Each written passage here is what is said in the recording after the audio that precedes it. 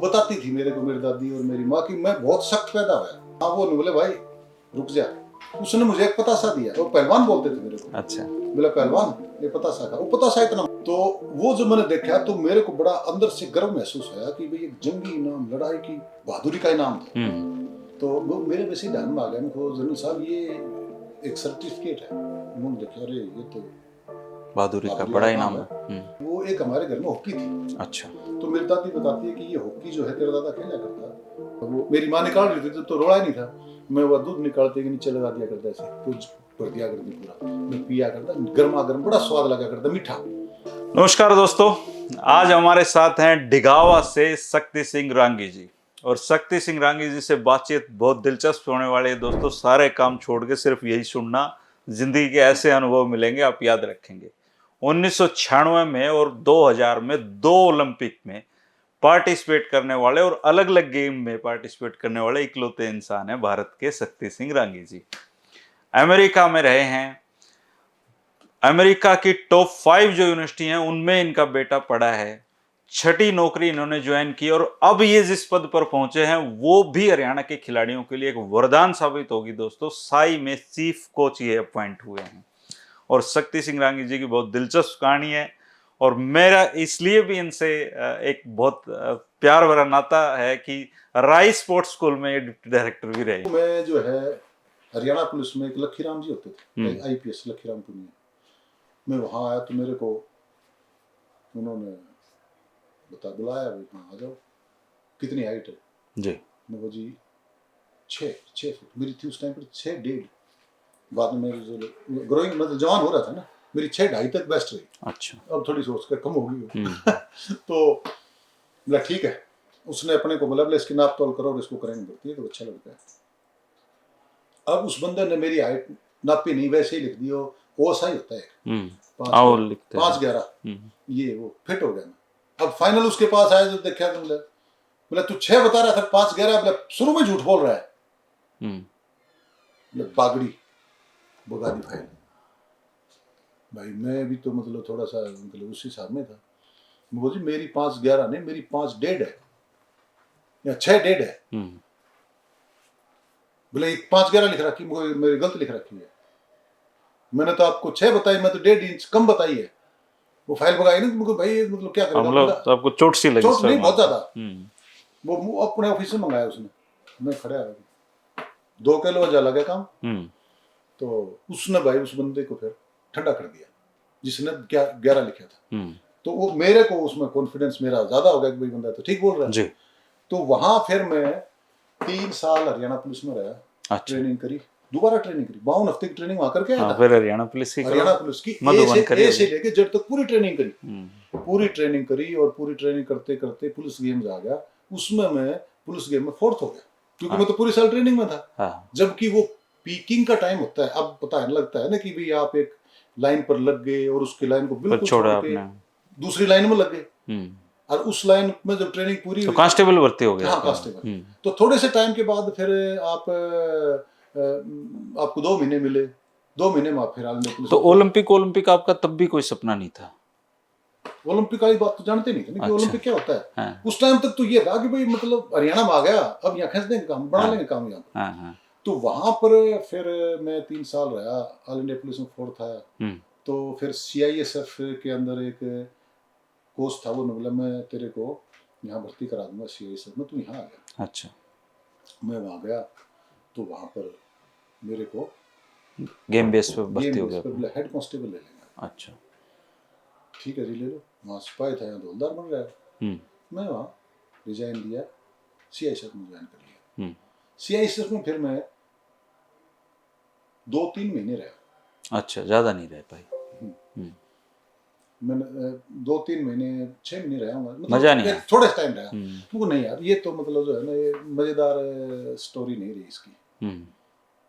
तो फिर मैं उसको छोड़ दिया, छोड़ के और फिर मैं दोबारा मेरे को बोले भी तो छोड़ तो दिया, तो क्या चाहिए तेरे को? मुझको भाई मेरे को ये सही भर्ती करो। अच्छा, हेड कांस्टेबल, क्योंकि मेरी परफॉर्मेंस अच्छी है। मेरे को फिर उन्होंने ज्वाइन दोबारा करा दिया CISF में। मैं ASI भर्ती हो गया। अब मेरे को भी थोड़ा सा लगा कि मैं थानेदार भर्ती हो गया, मेरे थोड़ा सा स्टार लग रहा है अच्छा भाई, खेला। एक स्टार यहाँ पे। मैं भर्ती हुआ 86 में। 87 के अंदर अब मेरे को पूरा साल मिल गया ना एक जी। अब वो पूरे साल में मेरी जो प्रैक्टिस थी वो दिल्ली में, अच्छा। ऑल नेशनल इंटर स्टेट होनी थी। तो मैं दिल्ली के अंदर फर्स्ट आ गया, शॉर्ट पुट और डिस्कस दिल्ली स्टेट में दोनों गेम दोनों गेम। और दिल्ली स्टेट से मेरा सिलेक्शन हो गया इंटर स्टेट के लिए। इंटर स्टेट नेशनल बीट होती है। और वहां मैं डेकेथलिन करता था दिल्ली में। अच्छा। क्योंकि मेरे सारे इवेंट अच्छे थे। तो वहां पर डेकेथलिन की एंट्री नहीं थी इंटर स्टेट में। अच्छा। तो उन्होंने बोला तेरी शॉर्ट पुट और डिस्कस में कर देते हैं एंट्री। वहां का जो सेक्रेटरी था वो मेरा अच्छा मित्र था। तो वहां पर मेरी एंट्री कर दी शॉर्ट पुट डिस्कस की। बोला डेकेथलिन दूसरी मीट में कर लेंगे। तो वहां क्या सूत बैठ गया, डिस्कस का इवेंट हुआ, मेरी पहली थ्रो 49 मीटर से ऊपर 49 गई, 49.08 क्योंकि 47 मीटर तो फेंकता था मैं। और भाई वहां मतलब मेरे को ऐसे मतलब फील अच्छा हुई टेक्निक। मैं तो थ्रो करी, मैं हैरान हो गया, मेरे को यार ये कहाँ जाके रुकी, मजा आ गया। वहां पर मैं थर्ड हो गया नेशनल में। अच्छा। नेशनल में थर्ड होते ही भाई मेरे तो और हौसले हो गए। थर्ड होने के बाद में फिर मैं नेहरू स्टेडियम में लगातार वहीं प्रैक्टिस करता रहा। शॉर्ट पुट की ना डिस्कस की करने लगे। वो तो शॉर्ट पुट तो कहानी बात में आती है। अच्छा। तो मैं डिस्कस की वहाँ ट्रेनिंग करूं। और एक उस टाइम पर फेडरेशन ने एक बनाया था कि इंडिया के पहले 12 आदमी जो है वो नेशनल कैंप में लेंगे। एक प्लान है कि भाई अच्छे खिलाड़ी सारे 12 के 12 पहले टॉप 12 लेंगे। तो टॉप 12 में मेरा 11वां नंबर आ गया। उस मीट में कोई देश के काफी खिलाड़ी गए नहीं थे। अच्छा। नेशनल में जाते हैं, इंटर स्टेट वो मीट थोड़ी सी बौद्धी मीट हो जाए। तो उसमें मेरा थर्ड नंबर आ गया। मैं तो नेशनल मेडलिस्ट हो गया थर्ड नंबर से। और ओवरऑल रैंकिंग जो पूरी साल की थी उसमें मेरा 11वां नंबर आ गया आपका। मेरा सूत बैठ गया नेशनल कैंप का पटियाला का। जहाँ अब आप फिर पहुंचे हो जिंदगी के इतने साल मैं पटियाला में पहुंचा, उसके बाद मैंने पटियाला नहीं छोड़ा। अच्छा। और वहां पर मैं पटियाला पहुंचते ही मेरे दिमाग में ये बात आई, वो भाई यहाँ तो सुबह का ब्रेकफास्ट, लंच, डिनर, पूरी सुविधा सारी अच्छी, मतलब बेड सीटें, नहाना फुहारे के नीचे। वो मतलब मेरी फीलिंग्स बता रहा हूँ मैं दिल से। बड़ा मजा आया। अब 6 महीने हमारे को हो गए। अच्छा, मैं थोड़ा सा मतलब पीने मतलब खाने में घी का बताया, मेरे को बड़ा शौक रहा है। अच्छा। तो मैं ये पीता था इसको, मेरे को अभी भी मैं पी लेता हूँ, घी पी लेता हूँ। हाँ, मेरे को मतलब मजा आता है। अच्छा, कितना घी पी लिया? उस टाइम पर मैं पीता था जैसे मान लो 1 गिलास पी लेता था। पहिया मतलब हो गया 1 गिलास सुबह सुबह ब्रेकफास्ट से पहले। तो यूं नहीं कि पी के मेरे को डका रहा हूँ या फिर उल्टी आओ या ऐसे, मतलब जितना मजा आ रहा है उतना पी मेरे को मतलब उसमें थोड़ा सा निवाया करके ना, और उसके स्वाद का मजा आता था। अभी भी मैं ज्यादा नहीं लेता, मतलब जैसे चूरमा सा बनाया उसमें थोड़ा सा ज्यादा चूरमा नहीं होता, उसका मतलब एक मजा सा आता है कि हाँ ठीक हो गया काम। ज्यादा तो नहीं, 100 ग्राम लगा ले, 150 ग्राम डेली लेता हूँ अभी गाय, लेकिन अब गाय का कर दिया सर। अच्छा। तो 6 महीने के बाद ट्रायल हुए भाई, सेफ गेम होने थे 87 के अंदर। हाँ, कलकत्ता हुए थे कलकत्ता में। अब ट्रायल हुए, ट्रायलों में सेकंड हो गया, नहीं फर्स्ट हो गया। फर्स्ट हो गया ट्रायल में 50 मीटर से ऊपर लगा दी। और जितने बड़े धुरंधर थे 11-12 आदमी हम ट्रायल के अंदर, वो मेरे से पीछे, मैं आ गया फर्स्ट, एक आ गया सेकंड। हम मेरा सिलेक्शन हो गया सेफ गेम के लिए, सेफ गेम इंटरनेशनल कंपटीशन पहला। मजा आ गया, कलकत्ता जाना, यहाँ से फेडरेशन ने बोल दिया भाई सभी जो से मतलब ट्रेन जाओ, वहाँ जाके रिजर्वेशन थी, 5 स्टार होटल में पहुंचे। तो 5 स्टार होटल में तुम्हारे कपड़े बैग बाग देखे तो गरीब से लागे आदमी। 5 स्टार होटल में मतलब एक आदमी इस तरह कपड़े पहन गया तो गरीब सा फील करता है। लेकिन होटल में पहुंच गए, वहाँ एक कमरे में रुके, लाइटें लूटें चुंधिया गए। तो एक मिश्रा भी LIC के अंदर काफ़ी सीनियर पोस्ट पर है, मेरा मित्र है, हम दोनों इकट्ठे थे। तो उस टाइम पर हम जो है चिकन वगैरह खा लेते थे जी। तो हम जाकर नहा धो के मिश्रा जी आओ चले नीचे, मिश्रा जी हम चले गए नीचे। तो वहाँ ऐसे खिलाड़ियों के लिए तो सेफ गेम, तो ये अपने सेफ कंट्रीज थे सारे। तो उन्होंने भाई ढेर ला रखे ऐसे। तो हमने वो क्या करा, लेग पीस 8-8, 10-10 खा लिए और बाकी राशन पानी खा लिया। वो मतलब जो है क्या होते हैं, फूड पॉइजन हो गया। अच्छा, मेरा जो कंपटीशन से पहले मैं करीब कोई 30 बार बाथरूम में गया और पता था नहीं कि भाई मतलब कैसे ठीक हूँ। घुटने तो भाई जवाब देगे। वहां कंपटीशन होया तो मेरी पहली थ्रो लगी 49 मतलब 50 से नीचे, जस्ट 50 के आसपास। जो मेरे साथ जो सेकंड बंदा था उसने 51 लगा के वो फर्स्ट हो गया सही गेम में, मैं सेकंड हो गया। अच्छा। और मेरे को पता लगा कि मैं तो सरेआम फर्स्ट था, मैं तो बहुत ज्यादा मारता ना थरो। हाँ। लेकिन वो मेरी जो अंदर की कहानी थी तो मैं जानता था, और मेरा दोस्त था वो चिकन सेद रहता आपने। चिकन नहीं, वो मतलब पता नहीं किस किस्म का था वो, मतलब फूड पॉइजन हो गया। जबकि ये चीजें नहीं होनी चाहिए, लेकिन पता नहीं था ना किसी चीज का भी, जानते ही नहीं थे। 5 स्टार होटल में पहली बार गई, चौंधी आ गया, अरे कहाँ गए, और ये खाना फ्रेश लगता था, ये नहीं पता कि ये खाने की चीज नहीं होती ज्यादा। तो वहां से मैं सेकंड हुआ, और सेकंड होते ही सीआई सर ने उसी टाइम सब इंस्पेक्टर बना दिया दूसरी साल। फिर नेशनल कैंप में आ गए। 87 में फिर हुआ ये नेशनल गेम्स पुणे। अच्छा। वहां मैं इंडिया का बेस्ट एथलीट हो गया, मैंने शॉर्ट पुट और डिस्कस दोनों में फर्स्ट हो गया। अच्छा। और दोनों का मैंने रिकॉर्ड कर दिया, मैं नेशनल लेवल का खिलाड़ी हो गया। फिर 89 के अंदर एशियन चैंपियनशिप हुई दिल्ली में, यहाँ मैं थर्ड हो गया एशिया में। और मैंने नेशनल रिकॉर्ड बना दिया पुणे, इसमें त्रिवेंद्रम मद्रास चेन्नई मद्रास होता था, चेन्नई के अंदर नेशनल रिकॉर्ड कर दिया। और नेशनल रिकॉर्ड होने के बाद में फिर वो एक उन प्लेयरों की गिनती में आ गया जो प्लेयर अच्छे होते थे, मतलब देश के टॉप के प्लेयर। उसके बाद धर्मेंद्र भाई 87 to 2005 मैं कंटिन्यू चैंपियन रहा। अच्छा। नेशनल चैंपियन 15 बार मैंने मेरा नेशनल रिकॉर्ड ब्रेक किया, शॉर्ट पुट और डिस्कस का मिला के। अच्छा। 15 बार। और कई बार तो एक कंपटीशन तो ऐसा था मांडिया के अंदर, 98 की बात है ये, कि मैंने डिस्कस और शॉर्ट पुट के दोनों के रिकॉर्ड एक वार्म अप में किए थे। एक बार वार्म अप हो लिया, डिस्कस के 3 थ्रो लगाए, नेशनल रिकॉर्ड कर दिया। शॉर्ट पुट के सर्कल में पहुंच गया, वहां शॉर्ट पुट फेंका, वहां नेशनल रिकॉर्ड कर दिया।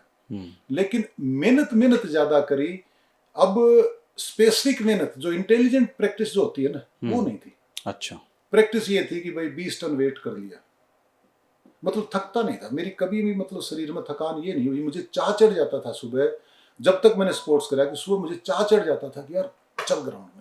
एक कहानी इसकी मैं बताऊं आपको। चल ग्राउंड में जब मैं नेशनल कैंप में गया, तो जब ये मेरा एक साथी था सुरजीत सिंह, हाँ जी, पंजाब का था, वो यूपी का था, पंजाबी जी, तो चैंपियन एथलीट था। अब मैं सोचा कि इस बंदे से फर्स्ट जब आ सकता है जब इससे ज़्यादा प्रैक्टिस करे। तो मैंने वो शाम के मई जून का महीना, पटियाला में उस टाइम गर्मी तो टॉप की होती है, तो हमारा प्रैक्टिस का टाइम 5 बजे। तो मैंने शुरू कर दिया 4:30 बजे जाना। तो 4:30 बजे जब जाना शुरू किया तो वो उसने बेरा लग गया, आधा घंटा पहले चला गया। वो 4:30 आया, दूसरे दिन में 4 चला गया। ऐसे करते करते ब्रेकफास्ट करते ही मैं ग्राउंड में चला गया। 4:30 से लेके और 9 बज गए। 9 बजे तक मतलब मैं आधा घंटा पीछे चलता रहा, वो भी आता रहा मेरे पीछे। तो एक आदमी वो भी सही था जो गसू तक कूद गई। वो फिर मेरा एक साथी था जयवीर, जेवलिन थ्रो करता है, भिवानी का ही अपने, जयवीर सिंह तनवर, बड़ा अच्छा मित्र है। वो उसको बोला कि यार ये कहाँ से लिया है एक पागल आदमी, बोला मरेगा मेरे को मारेगा। मैं बोला भाई एक काम है, तू इससे पीछा छुड़ा ले, ये तू करेगा, मुझको मैं मेरी चारपाई वहां डालूंगा, तेरे को मना करना है। फिर कहानी क्या हुई, वो मेरे पास आया। मैं बोला भाई तू क्या चाहता है?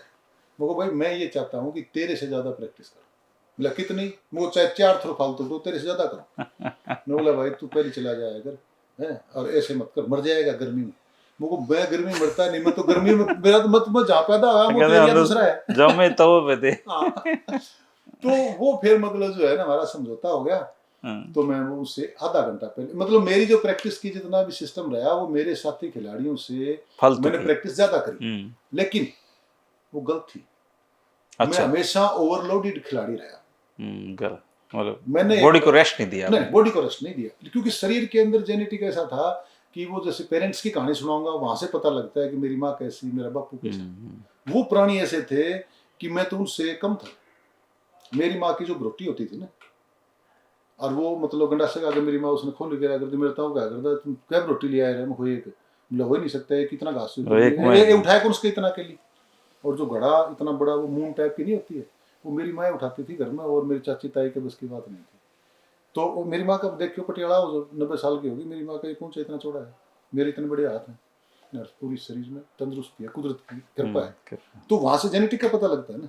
तो थकान का तो मतलब नहीं, जहाँ पर आपको खाना पीना अच्छा मिल रहा है, वो ट्रैक सूट मिल रहे हैं। अभी मतलब आपकी माँ है? हाँ हाँ, मेरी माँ है। तो सौभाग्यशाली आदमी हो आप। मैं मेरी माँ के हाथ की रोटी खाता हूँ अभी भी। बच्चे जो बनाते हैं तो वो मतलब एक टेस्ट, मैं मेरी माँ ने बोलता भी हूँ, माँ ऐसा कोई है जो 60 साल का रोटी बना लेती हैं अभी? क्या बात करें, आज धर्मेंद्र, एक बार पूछो धर्मेंद्र जी, आपको पता लगेगा। अच्छा। तो मुझे माँ है कोई बंदा ऐसा जो 60 साल का हो और अपनी माँ का हाथ की रोटी खा रहा हो, मजा आता है। एक एक प्यार, ये तो कुदरत का ही वो है, तोहफा है आपका। तो वहां से सफर शुरू हुआ। अब फिर मेरे को, मैं इंस्पेक्टर बन गया, असिस्टेंट कमांडेंट बन गया, फिर मैं स्पोर्ट्स CI छोड़ दी, फिर मैं हरियाणा में डिप्टी डायरेक्टर लगा राय स्पोर्ट्स को, राय वाली भी छोड़ दी, फिर मैं CTI लगा नई दिल्ली, मैं यहाँ पर नई दिल्ली में मैंने इंचार्ज रहा, मैं फिर मैं असिस्टेंट स्पोर्ट्स अफसर बन गया, अब मैं सीनियर स्पोर्ट्स अफसर हूँ जी। अब मैं रिटायर हो रहा हूँ 31 तारीख को, और 1 तारीख को मैं साई के अंदर चीफ कोच लग रहा हूँ। तो ये सफर ऐसे रहा ओलंपिक का। ओलंपिक के अंदर भी रह गई कहानी, आप अब भूल गए, डाइवर्ट हो गए आप। जो आपने 2000 सिडनी ओलंपिक, सिडनी 96 सिडनी और 96 का पहला था ना आपका? 96 का पहला। तो 96 का आपने शॉर्ट पुट में किया? नहीं, डिस्कस थ्रो में। वहां कितना फेंका आपने? वहां मैंने मेरी लाइफ की बेस्ट परफॉर्मेंस दी थी ओलंपिक में।